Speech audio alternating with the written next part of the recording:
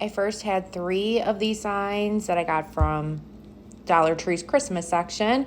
We're gonna go ahead and take off all of that glitter that's on there. So I'm just using 100% acetone nail polish remover and using a sponge because I wanna use that scrubby part of that sponge to make it so much easier to take off that glitter.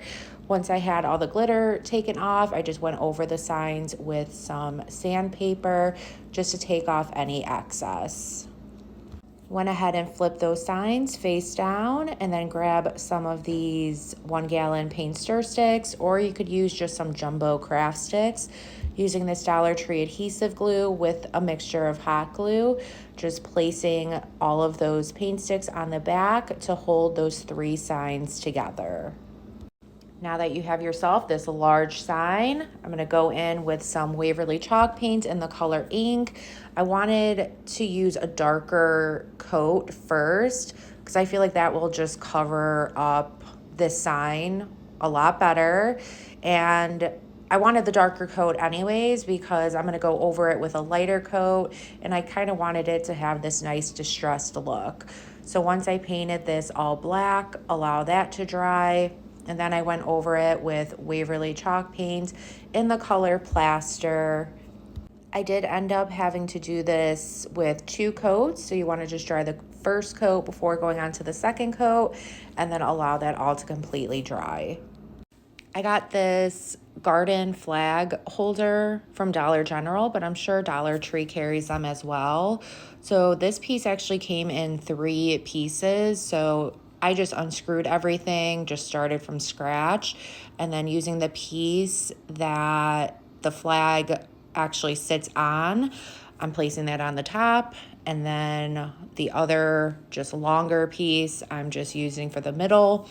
I am drilling some holes because I want some extra support rather than just using hot glue. So first I hot glued the pieces down, and then I just used some zip ties to hold all of this together.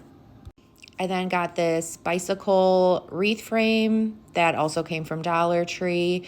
All you want to do is just grab some wire cutters and just cut it in half and then just kind of give it a good bend and it'll just snap in half. And we're just going to place that on the bottom of this sign.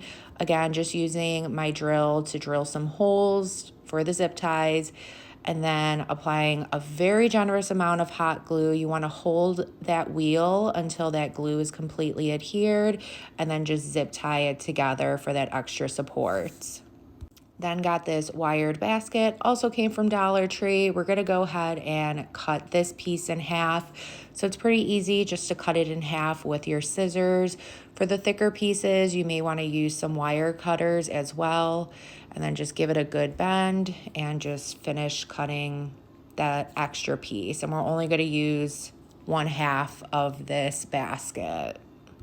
And then just place that half basket on the top of this sign right underneath the handles. Again, drilling those holes for the zip ties. And then I added the hot glue to hold that together, and then added those zip ties for that extra support. And this is what you should have so far. This is looking pretty awesome.